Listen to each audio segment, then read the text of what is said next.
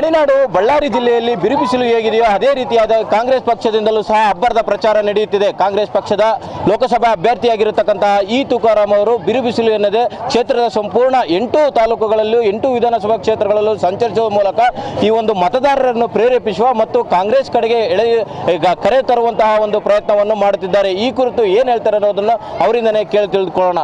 Sir ನಮಸ್ಕಾರ. ಈ ಬಾರಿ ಲೋಕಸಭಾ ಚುನಾವಣೆಯಲ್ಲಿ ಈ ಒಂದು ಶ್ರೀರಾಮುಲುಗೆ ಟಕ್ಕರ್ ಕೊಡತಕ್ಕಂಥ ಯಾವುದಾದ್ರೂ ಕಾಂಗ್ರೆಸ್ ಅಭ್ಯರ್ಥಿ ಇದ್ದಾರೆ ಅಂದರೆ ತಾವೇ ಎನ್ನುವುದು ಮತದಾರ ಪ್ರಭುಗಳಿಂದ ತಿಳಿದು ಬರ್ತದೆ. ಇದ್ರ ಬಗ್ಗೆ ತಾವೇನು ಹೇಳ್ತಾ ಇದ್ದೀರಿ? ಖಂಡಿತ ಇವತ್ತು 4 ಬಾರಿ ಶಾಸಕನಾಗಿ ಇವತ್ತು ಒಬ್ಬ ಸಂಸದೀಯ ವ್ಯವಸ್ಥೆಯಲ್ಲಿ ರಾಜನೀತಿನಲ್ಲಿ ನಾನು ಆಡಳಿತವನ್ನು ಮಾಡಿದ್ದಕ್ಕೆ ಇವತ್ತು ಇಡೀ ಒಂದು ಜಿಲ್ಲೆಯಾದ್ಯಂತ ಒಳ್ಳೆಯ ಸಂಸದೀಯ ವ್ಯವಸ್ಥೆಯಲ್ಲಿ ಕೆಲಸವನ್ನು ಮಾಡ್ತಾ ಇದ್ದಾರೆ. ಜೊತೆಗೆ ಇವತ್ತು ನಮಗೆ ಕೂಡ ಜಿಲ್ಲೆಗೆ ಅನುಕೂಲ ಆಗುತ್ತೆ ಅಂತಂದೇಳಿ ಇವತ್ತು ನನ್ನ ಅಭ್ಯರ್ಥಿಯಾಗಿ ಮಾಡಿದ್ದಾರೆ. ಬಡವರ ಪರ 5 ಗ್ಯಾರಂಟಿಗಳನ್ನು ಜಾರಿಗೆ ತಂದಿದ್ದೀವಿ ನಮ್ಮ ಕಾಂಗ್ರೆಸ್ ಪಕ್ಷ ಅಂತ ನೀವು ಹೇಳ್ತಾ ಇದ್ದಾರೆ. ಆದರೆ ಇದನ್ನು ಬಿಟ್ಟಿ ಭಾಗ್ಯ ಅಂತಂದೇಳಿ ಬಿಂಬಿಸುವಂಥ ಪ್ರಯತ್ನ ಬಿಜೆಪಿಯವರು ಮಾಡ್ತಾ ಇದ್ದಾರೆ. ಇದ್ರ ಬಗ್ಗೆ ತಾವೇನು ಹೇಳ್ತೀರಾ? ಈಗ ನೋಡಿ, ಕಾಂಗ್ರೆಸ್ ಪಕ್ಷ ಅಂದರೆ ಯಾವಾಗಲೂ ದೀನ ದಲಿತರ ಬಡವರ ಒಂದು ಪಕ್ಷ ನಮ್ದು. ಎಲ್ಲದೂ ಕೂಡ ಇವತ್ತು ಹೊಟ್ಟೆಂಬದವ್ರಿಗೆ ಅಣ್ಣ ಮುಳ್ಮುಳ್ಳಂತೆ. ಎಲ್ಲದೂ ಕೂಡ ಹೊಟ್ಟೆಂಬದವ್ರಿಗೆ ಅಣ್ಣ ಮುಳ್ಮುಳ್ಳಂತೆ. ಹಂಗೆ ಹೊಟ್ಟೆ ಸರ್ಗೆ ಗ್ಯಾರಂಟಿಗಳಿಗೆ ವಿಶ್ವಾಸ ಇದೆ.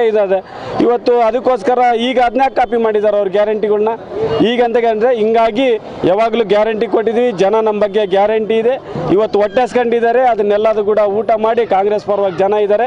ಅವರು ಅದೇನು ಬಿಟ್ಟಿ ಭಾಗ್ಯ ಅಂತ ಹೇಳಿದಾರಲ್ಲ, ಈ ಸರಿ ಅದಕ್ಕೆ ತಕ್ಕಾದಂಥ ಒಂದು ಟಕ್ಕರನ್ನು ಅವರೇ ಕೊಡ್ತಾರೆ ಜನ. ಈಗ ರಾಜ್ಯ ಸರ್ಕಾರದಿಂದ 2,000 ಆಲ್ರೆಡಿ ಗೃಹಲಕ್ಷ್ಮಿ ಯೋಜನೆ ಮೂಲಕ ಮುಟ್ತಾ ಇದೆ. ಅದೇ ರೀತಿಯಾಗಿ ಮತ್ತೆ ಮುಂದಿನ ದಿನಮಾನಗಳಲ್ಲಿ ಕೇಂದ್ರದಲ್ಲಿ ಈ ಒಂದು ಕಾಂಗ್ರೆಸ್ ಸರ್ಕಾರ ಬಂದರೆ 8,500 ಅಕೌಂಟ್ಗೆ ಬೀಳ್ತದೆ ಅಂತ ಹೇಳ್ತಾರೆ. ಇದೆಲ್ಲ ಫೇಕ್. ಇದೆಲ್ಲ ಈಗ ಚುನಾವಣೆಯಲ್ಲಿ ಮತ ಪಡೆಯಲಿಕ್ಕೆ ಮಾತ್ರ ಅವರು ಮಾಡ್ತಾ ಇದ್ದಾರೆ ಅಂತಂದೇಳಿ ಬಿಜೆಪಿಯವರ ನೇರ ಆರೋಪ ಇದೆ.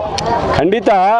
ಈಗ ನಾವೇನು ನುಡಿದಿದ್ದೇವೆ ಅದ್ರ ಪ್ರಕಾರ ನಡ್ಕೊಂಡಿದ್ದೀವಿ. ಅವ್ರೇನು ನುಡಿದಿದ್ದಾರೆ ಅದ್ರ ಬಗ್ಗೆ ಮಾತಾಡಲಲ್ಲ, ನಮ್ಮ ಬಗ್ಗೆ ಯಾಕೆ ಮಾತಾಡ್ತಾರೆ? ಈಗ ಅವರು ತಟ್ಟೆನಲ್ಲಿ ಎಲ್ಲ ನೊಣ ಬಿದ್ಕೊಂಡು ಇನ್ನೊಂದು ತಟ್ಟೆನೇನು ನೋಡ್ತಾರೆ. ಅವ್ರು ಏನು ಮಾಡಿದ್ದಾರೆ ದೇಶಕ್ಕೆ ಅದನ್ನೇ ಹೇಳಬೇಕಲ್ಲ.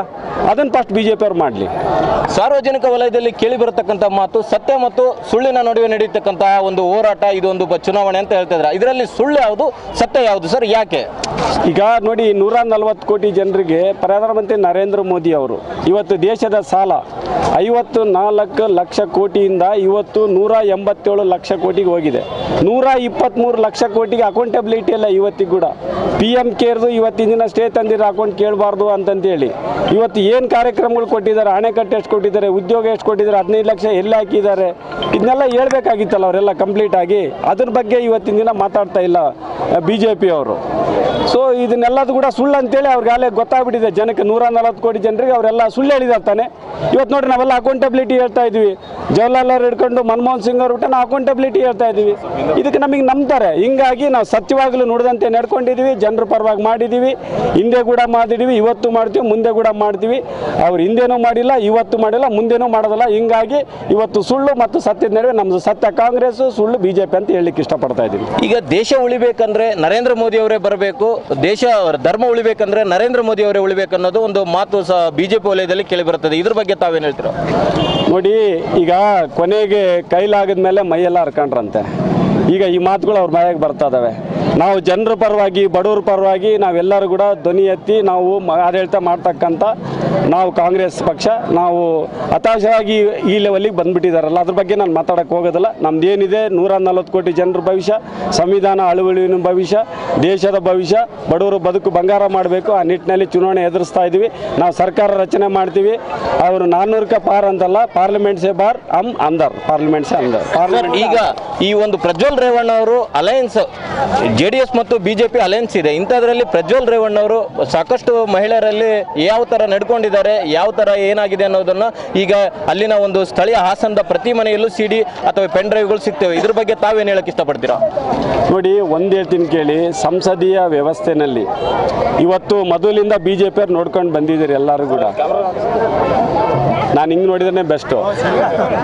ಇವತ್ತು BJP ಅವ್ರು ನೋಡ್ಕೊಂಡು ಬಂದಿರಿ ಏನೇನು ಸ್ಕ್ಯಾಂಡಲ್ಗಳು ಮಾಡಿದ್ರು ಅಂತಂತೇಳಿ. ಅವರೆಲ್ಲ ಅದೇ ಕೆಲಸ. ಅವ್ರ ಜೊತೆಗೆ ಇವರು ಕೂಡ ಸೇರ್ಕೊಂಡಿದ್ದಾರೆ. ಅವರೆಲ್ಲ ನಮ್ಮ ಹೈಕಮಾಂಡ್ ಆಲ್ರೆಡಿ ಅದ್ರಿಗೆ ಉತ್ತರ ಕೊಟ್ಟಿದ್ದಾರೆ.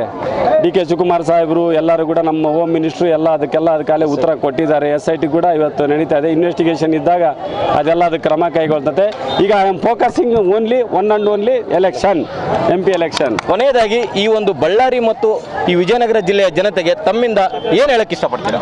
ಖಂಡಿತವಾಗ್ಲೂ ಈ ಒಂದು ಬಳ್ಳಾರಿ ಜನತೆಯ 18,73,000 ಜನ ಅವರ ಧ್ವನಿಯಾಗಿ, ಅವರ ಉಸಿರಾಗಿ, ಅವರ ಬೆನ್ನೆಲುಬಾಗಿ ಮುಂದಿನ ದಿನದಲ್ಲಿ ಅವ್ರ ಭವಿಷ್ಯದ ಪರವಾಗಿ ಪಾರ್ಲಿಮೆಂಟಲ್ಲಿ ಒಬ್ಬ ಒಳ್ಳೆಯ ಸಂಸದೀಯ ಪಟುವಾಗಿ ನಾನು ಕೆಲಸ ಮಾಡ್ತೇನೆ. ಜೊತೆಗೆ ರಾಜ್ಯಕ್ಕೆ ಅನ್ಯಾಯ ಆದಾಗಲೂ ಕೂಡ ಧ್ವನಿ ಎತ್ತಂತ ಒಂದು ಕೆಲಸ ಮಾಡ್ತೇನೆ. ಮುಂದಿನ 40 ವರ್ಷಕ್ಕೆ ಬದುಕಿಗೆ ಬೇಕಾದಂಥ ಯೋಜನೆಗಳನ್ನ ತಗೊಂಬಂದು ಮುಟ್ಸಂತ ಪ್ರಾಮಾಣಿಕವಾಗಿ ಕೆಲಸ ಮನೆ ಮಗನಾಗಿ ನಾನು ಮಾಡ್ತೀನಿ ಈ ಭಾಗದಲ್ಲಿ. ಇದಿಷ್ಟು ಈ ಒಂದು ಅವಳಿ ಜಿಲ್ಲೆಯ ಕಾಂಗ್ರೆಸ್ ಅಭ್ಯರ್ಥಿಯಾಗಿರ್ತಕ್ಕಂಥ ಈ ತುಕಾರಾಂ ಅವರ ಮಾತಾಗಿದೆ.